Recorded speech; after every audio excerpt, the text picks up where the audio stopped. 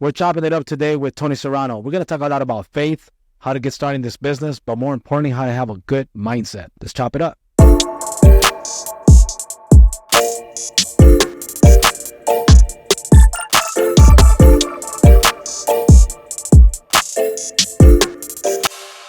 Man, today I have an honor to actually speak to you, Tony. And you go by Tony the Broker, right? Yes, sir. That's What's right. What's your full name? My full name is Tony Rolando Serrano. Rolando Serrano. That's right. That's what's up, man. That's what's up. And now you were just telling me, right? You're from Honduras. Yes, that's right. That's cool, man. What That's part right. exactly? The capital, Tegucigalpa. Awesome. Yes. So you were born in Honduras? Yes, was born in Honduras. Came here when I was 5 years old. So basically, came and was exposed basically to the whole culture as soon as I arrived. But I always made it a point to, stay in contact, with my roots and always remember, right, our history and our background and where we come from. That's what's up, man. So it's and once again, Jesus, appreciate being on here, doing a lot of big things. So, thanks for having me on here. Yeah, man, it's a pleasure, man. I mean, I think since the first time I met you was probably a couple of years ago. No more than 3, I know that much. I know it was in Vegas. It was. JJ, yeah. It was. So, true story, no one, we happened to walk in by what's the thing called?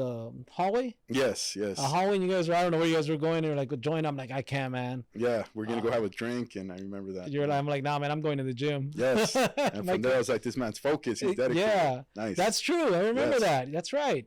We ran into each other in the hallway. You're right. You guys invite me to go have a drink. I'm like, nah, man, my crazy butt's always at the gym. Even though now I'm a little older, can't tell.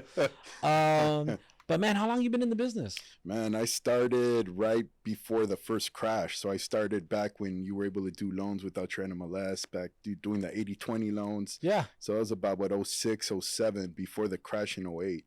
I still remember those days. Okay. So I started in 05. Yeah. So yeah, you had a head start on me. Yeah. So okay, that's what's up. Yeah. So what company were you always with Century 21 Realty Masters? Where were you at before? Yeah, no, my first company that I joined was actually right here in East LA on Mednick. It was Century 21 Merit with Manuel Davila. Got it. So I was introduced to him by one of the agents that had worked with them. Cool cat, humble, showed me the ins and outs of the business. From there, met a lot of good people that I'm still in touch with, to this day, and, learned how to do loans because back, once again, you didn't need a license. So I remember taking 1003s, and after taking 1003s, doing pricing with the account executives. And then from there, let's go and show properties and then do the contracts. So those were good days. It was good days. When the market shifted, was there anyone mentoring you at that moment saying, hey, time to pivot? Or did it take you like it did like a lot of other realtors? You know what? All of us, because, at that time we had our little circle that we were doing loans with. And at the time it was Excellence Funding, doing real estate. And we were all, new to the business, new to the game. So when it hit, we all got caught like the brakes just pumped. And it was like, oh man, what happened? We're closing, making, crazy money, going to the bank, making these deposits. And then once you started seeing, the subprime meltdown and the banks closed down, and then the checks started slowing down, then all of a sudden it's like, wow, reality check. Like you think this money's going to last forever. Yeah. But no, I mean, to answer your question, there really wasn't any guidance or preparation or making a pivot to adjust to the market. Basically, we just had to, adjust and make, we all made mistakes, and learned from the mistakes and how to rebound. And then those checks started probably bouncing out. That's true story. We all have those stories at that moment. That's right. You were telling me that you were introduced to the real estate game by someone in the bank. Yeah, because at the time I was, banking at Bank of America, and one of my good friends was actually a banker there. And he was just telling me how all these people in real estate were coming in and making these deposits, and he would see their commission checks, and he's like, man, I should get into that.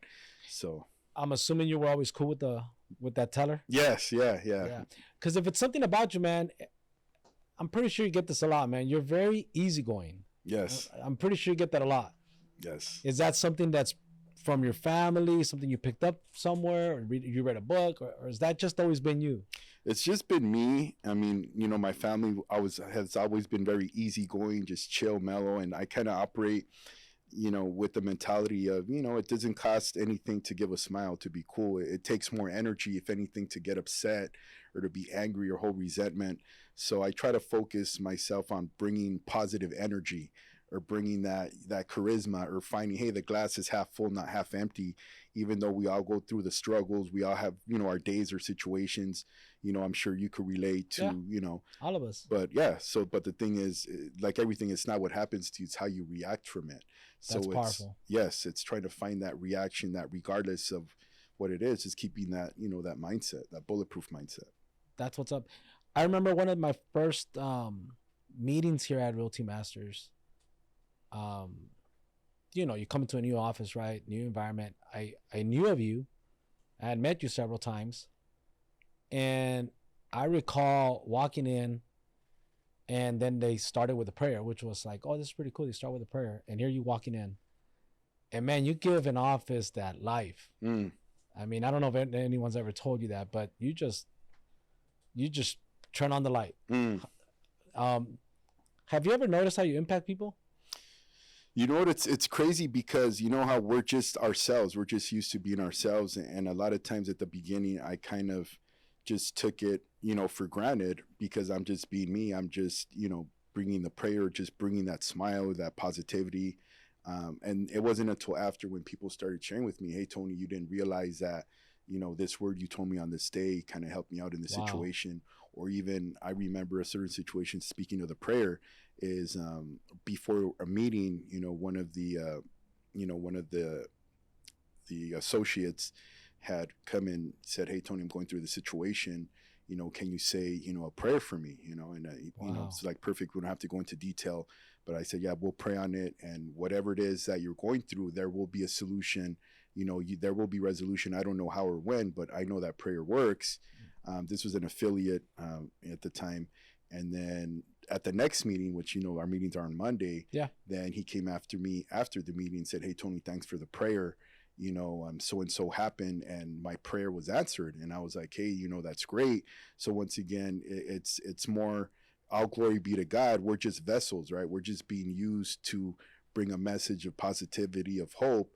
So for me, I look at it like, what, time is of the essence, and time isn't promised, time isn't guaranteed. We're here today, gone tomorrow. Yeah. So the time that we have here, like the time we're doing this podcast, if I'm able to, hey, let's shed some light on, XYZ, on the situation or whatever's going on, let's just bring that positivity and just motivate each other. And, kudos to you, without even knowing just what you have brought to the table, just seeing how you've come and developed the culture here and brought in a lot of ideas, and even doing the podcast, like it's been motivating and inspiring, not just to myself, but I know a lot of people in this company. So, Yeah, man, thank you. Yeah.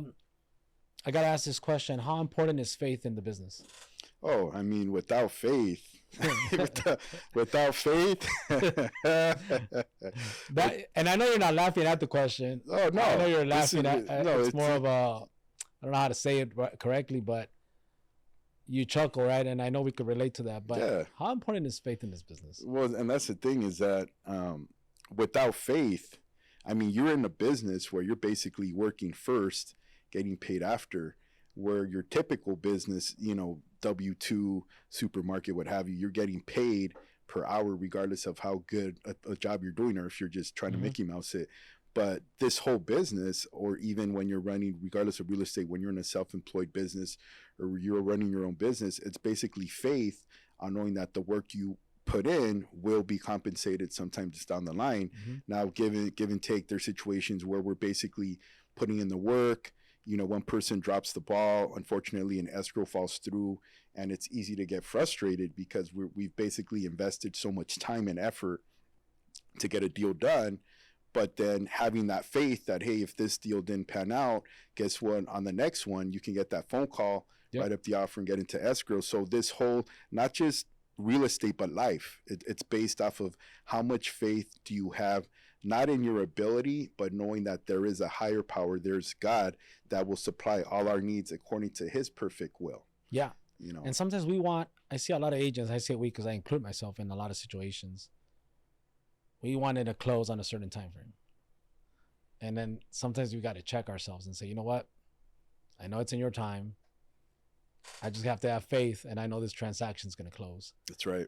Right? That's right. And I think a lot of people either A, they don't acknowledge, or it's sometimes when they're going through the battle, and that's when they say, you know what? I got to have faith. Yes. Right? And I'm pretty sure you're about to get a lot of people telling you, hey, Tony, thank you for shedding light, because I had to apply that on this transaction. Yes. And like everything, it's easy to always, talk about the victory, but when you're going through the struggle and you have to, I equate everything to, soldier, to military status, my dad, and that's probably because, my dad was in the military in Honduras. Oh, really? And even though, I wasn't raised by my dad, but I do know, a lot of the teachings and a lot of just the way that I picture or view my life is based off of, discipline, right? Knowing that, hey, like you said, we want things to happen on our time frame. I want to put in the work, get paid in 3 weeks on a deal, but guess what? Because XYZ may have happened, it may get delayed, 10 days, 45, from a 30-day to 45-day escrow, whatever it is. But the key is maintaining that composure and having faith that the deal did not close when I wanted it to close, but it closed right in time according to what, when God said, hey, this needed to happen. Yeah. And that's when every day our faith is getting tested. We're getting tested from the minute we wake up, right? Yeah. But faith is crucial. Have you ever looked back? Because I know I think you were telling me you were in the music industry. Correct. Have you ever looked back? It's like, man, how much have I grown? You know what? Absolutely. Because like everything, right? If you're not, the one constant is that nothing remains the same. So either we're growing forward or we're backsliding or we're moving backwards. Yeah, that's right. So, in retrospect, yes, I have definitely can say just going back to my days working, as you mentioned, in the music business, just seeing how much that I've grown from just wanting to be part of, seeing these artists and the parties and, the events and the tours and all this, and wanting to get caught up in that lifestyle, realizing that, hey, there's more to life and there's more peace and happiness than just being stuck in the limelight. There's peace of mind. Yeah. And once again, not saying that there's not, peace and there's not success in music and entertainment in itself. I mean, that's great. People are talented. However, for myself, like everything, we all have our paths that we're on. I'm able to find peace using faith by helping the community with selling real estate. Was it a hard, I don't know if it was a decision, but was it a hard, like a breakup, letting go of that industry, and then you come into an industry where I can't assume, but I'm pretty sure that even just dressing a different certain way, speaking probably a certain way, hanging around different people, a different mindset. How difficult, if there was any, from going from that lifestyle to where you're at now? Oh yeah, I mean, it was definitely a tough transition because, as also we're both fans of hip hop and Dr. Dre and West Coast, and so going in from a culture of just basically being in a certain type of environment, and then now transitioning from a W-2 music entertainment type of environment to, okay, you're running your own business. You're a business within the business, right? Yeah. You're running your own business within the Century 21 Realty Masters business. So being able to adapt to transition to just being, a kid from the streets, loving hip hop, to, okay, now I'm a businessman. And as a businessman, you have to know how to, act like one too. Exactly. Yeah. Run the business as a business and be able to be a professional where you keep true to yourself and your identity. However, you're now having people look up to you to make probably their biggest transaction of purchasing the biggest asset of owning a property, if not multi properties. So it's huge. It's a transition. It's growth. It's being able to change. And yeah, it took a process. And JJ says, right, and, we're always changing, we're always growing, we're always learning. That's right. We're always learning. That's something that, big shout out to JJ, is that we're always learning and growing and being able to sharpen our sword and being able to be a better version of ourselves from yesterday, versus today, because, we all, make our mistakes. We all have our faults. We all have the same issues. You know, obviously some have different than others, but we have typically the same struggles, but we just have that faith, as you mentioned, that we will overcome whatever the market, whether rates are high, rates are low, you know, whatever. There's always going to be an issue. There's always going to be an obstacle. I mean, no even if it's a great market. Yeah, exactly. Yeah. Even when the rates were at 2%, right? Now, is it going to drop to 1? Is it going to get dropped to 1? Exactly.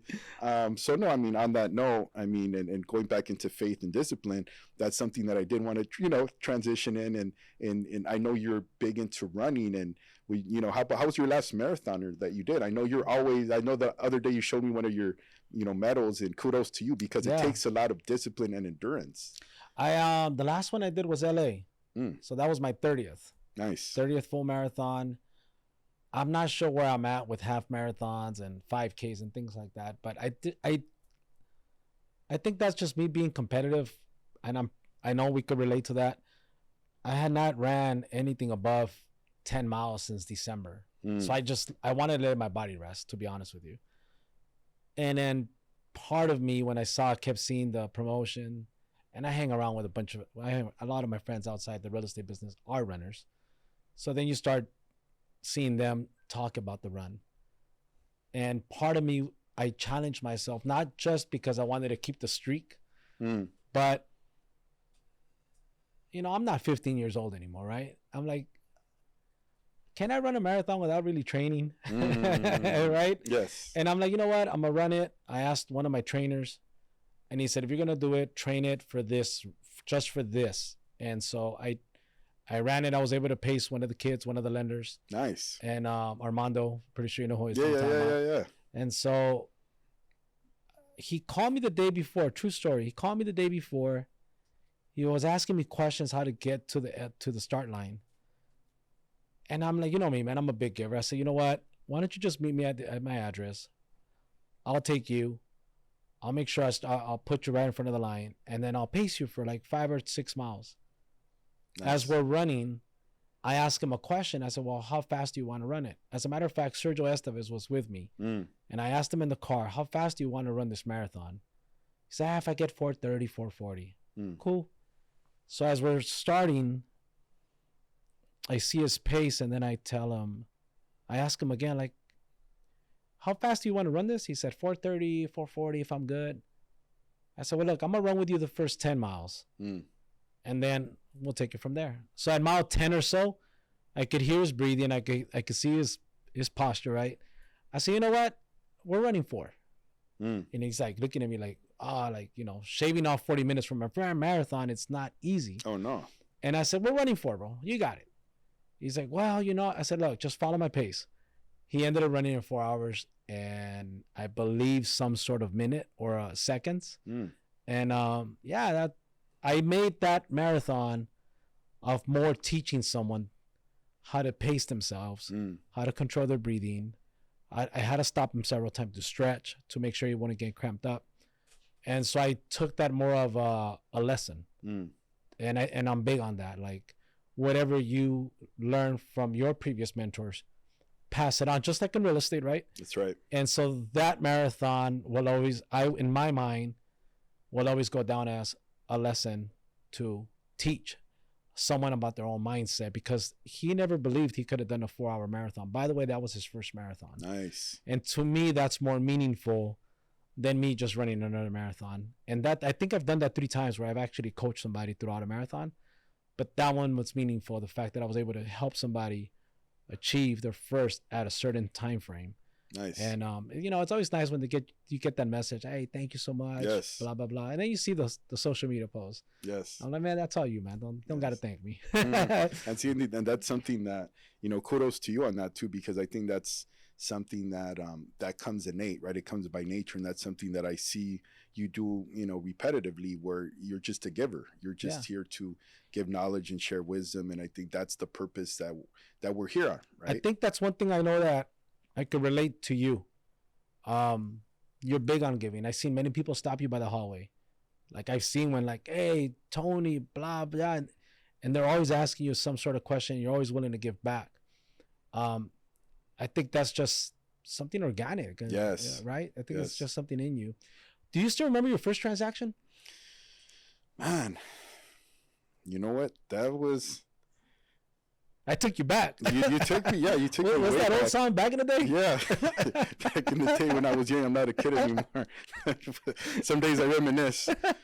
This is what we have to. That's right. That's right. You know what? I do remember my first transaction. I do remember getting mentored because I was nervous as heck, making sure I got all the boxes checked off. Because in real estate, especially with contingencies, you miss one little checkbox, That's it. and then the client's looking at you like because they're trusting you. Yeah. So I remember, having so much pressure on me. I remember it was a young couple that obviously was a friend of a family because as we start, people that are going to want to, hey, sphere of influence. Yeah, let's give you a chance. You're just in the business. So I remember helping them and writing up the first offer, getting the I have a question for you, man. Yeah. Were you sweating? Yeah. How did you? Yeah, I was like, can I get some water in here, please? I was like, okay, well, looking at the contract over 20 times, making sure. Yeah. But, So it was a buyer. Yes, it was a buyer. First transaction was a buyer. That's correct. And I remember getting the call from the listing agent saying, we've accepted your offer. And then having that relief of like, first, transaction, first offer accepted. And then from there, calling them and then giving the news saying, guess what?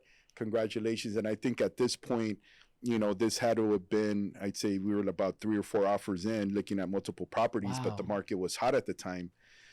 Yeah. So that's what's up, man. Yeah. So I remember that and just the feeling I got from closing the deal. Like, yes, the commission was great. Obviously, coming into, making thousands of dollars versus getting, your W-2 check at the music place. But to me, what really impacted me was seeing them happy. And I think it was that feeling of, wow, I did it. Like I was able to help them achieve. Did you keep a copy of your first check? You know what? I didn't. I didn't either. I didn't, to be honest with you. I wish, now in retrospect, I wish, Yeah. But, do you know what you did with it? What I did with my check. Hey, easy. Don't answer that question. Easy. Right? I remember making a deposit, smiling like a kid from Chuck E. Cheese. Right? And like, okay, I know what I'm going to do. I know what I need to do. I still remember when they handed me my first check. I walked in and they gave it to me right at the front desk. And I'm like, they're like, oh, we have something for you. So I'm thinking it's like someone that, I don't know, like a mail. And I opened it. I'm like, oh, it's my check. And I think I was so focused. And I don't know, I have to ask you this question. Were you already focused on the next transaction? You know what? I was already, especially at that time, seeing, the seasoned agents at the time coming in with their, Mercedes, and I was already seeing what they were doing. So my mind was already thinking, okay, I want to do 2-3 transactions. But at that moment when I actually closed and I was able to hand them the keys, I think I savored that moment as this is what it's about. It's about, helping, this young couple. It's like a Polaroid moment. Yes. Just boom, it just locks in. So what's crazy, to answer your question, is that moment stuck in my mind more versus that check. That's right. But absolutely, I was already thinking, okay, 2, 3, 4 checks, like, let's go. Yeah, there you go. Yeah. Vamos, there you go. Who's been a key instrument year to date that's very good at being a mentor to you? I'd say my good friend that I've known, and we started together at Century 21 Merritt. His name is George Almaguer, and he has his own broker shop in Uptown Whittier. Oh, and nice. To this day, we still keep in contact. Congratulations, he just had his first grandkid, and I could definitely say he was there since when I started. Like, we started in the business together. And, we've grown individually, but I could say to this day, and as you know, and not just in this business, but in life, to have consistency of a friendship of, it's tough. So for me to say, we started in the trenches together, doing loans, 80-20 stated income, to now, talking about, the market and transitioning. So yeah, George Almaguer. That's what's up right there. Big man. Guy. I'll wrap it up with this. How do you see yourself at the end of 2024? How do you see where you at? Are you standing with that Centurion trophy?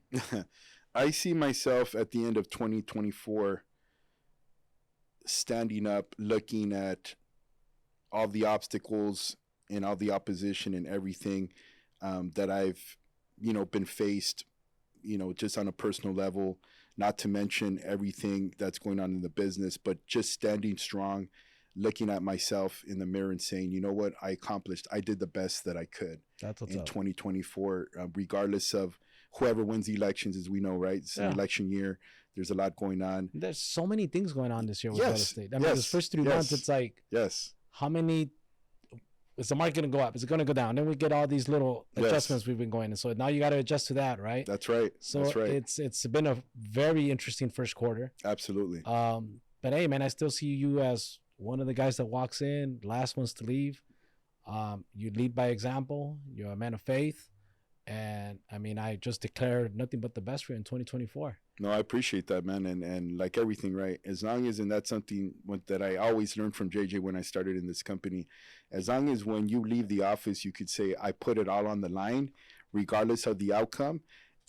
I can go to bed at night knowing that I'm good. Now, given there's days where I'm like, man, I didn't do my best. There's times like, I want to go watch, check out the Dodger game or football. I'm a huge football fanatic.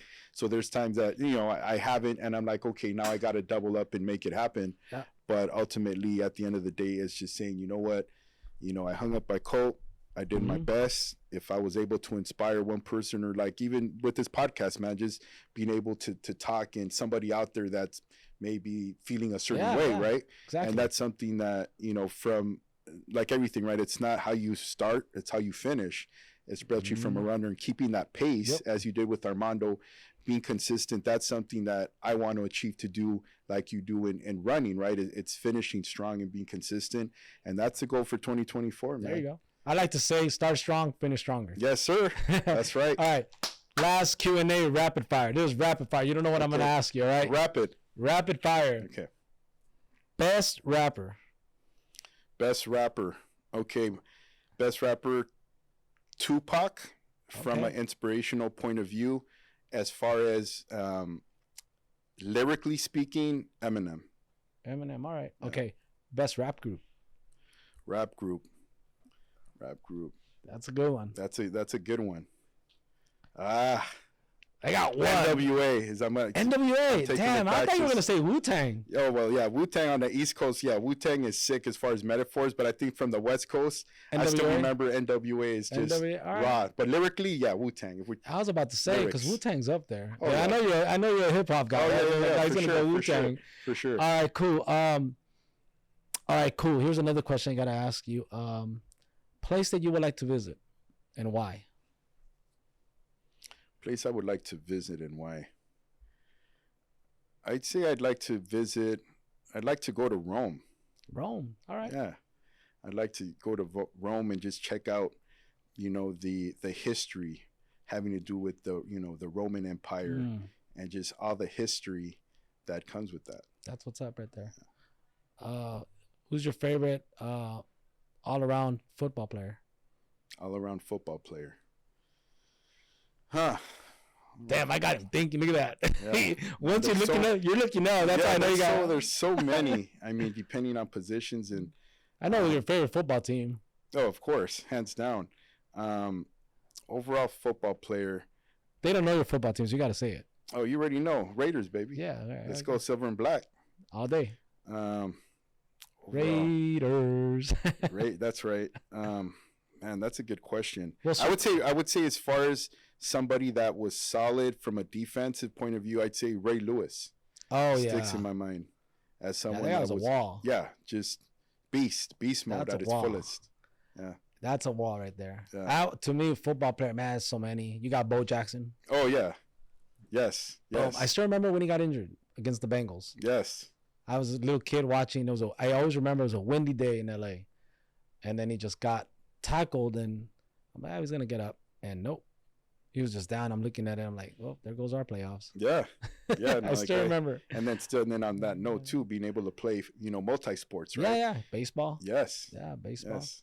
I'll wrap it up with this. Do you have a favorite lyric on rap? Because I know you're a big hip hop man. Yeah, man. Oh man, you got some rapid fire ones right now. Yeah.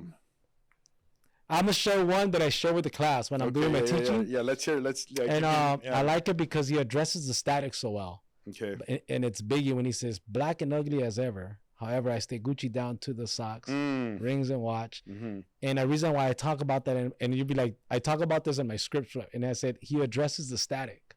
Mm. Because if you really listen to the lyric, he's telling you, he describes himself, but he's telling you, and what? However, I stay I still get it. Yeah, and I'm like, dude, it's like, okay, yeah, you must talk to another realtor. However, I'm the one that's gonna get the property, and I always use that as an example in my classes. And yeah, some of the agents are like, yeah, only you would think about something crazy like that. So I always go back to that lyric, but there's so many lyrics. But what's one lyric that, like, there you go, you like that lyric?